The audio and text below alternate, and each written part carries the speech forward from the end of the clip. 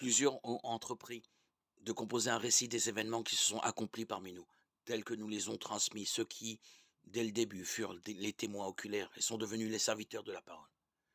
C'est pourquoi j'ai décidé, moi aussi, après m'être informé soigneusement de tout depuis les origines, d'en écrire pour toi, cher Théophile, un exposé suivi, afin que tu te rendes bien compte de la solidité des enseignements que tu as reçus.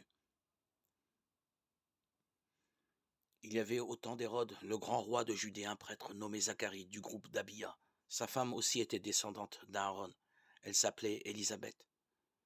Tous les deux vivaient comme des justes devant Dieu.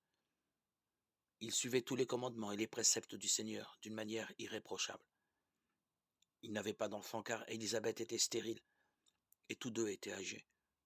Or, tandis que Zacharie, au jour fixé pour les prêtres de son groupe, assurait le service du culte devant Dieu, il fut désigné par le sort, suivant l'usage liturgique, pour aller offrir l'encens dans le sanctuaire du Seigneur. Toute l'assemblée du peuple se tenait dehors en prière à l'heure de l'offrande de l'encens.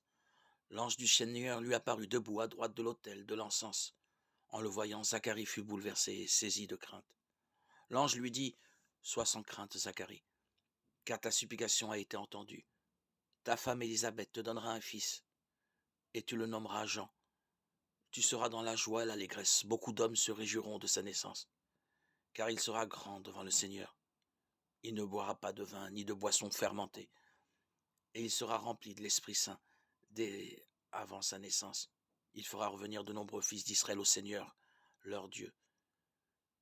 Il marchera devant le Seigneur avec l'esprit et la puissance du prophète Élie, pour faire revenir le cœur des pères vers leurs enfants, convertir les rebelles à la sagesse des hommes droits, et préparer au Seigneur un peuple capable de l'accueillir. »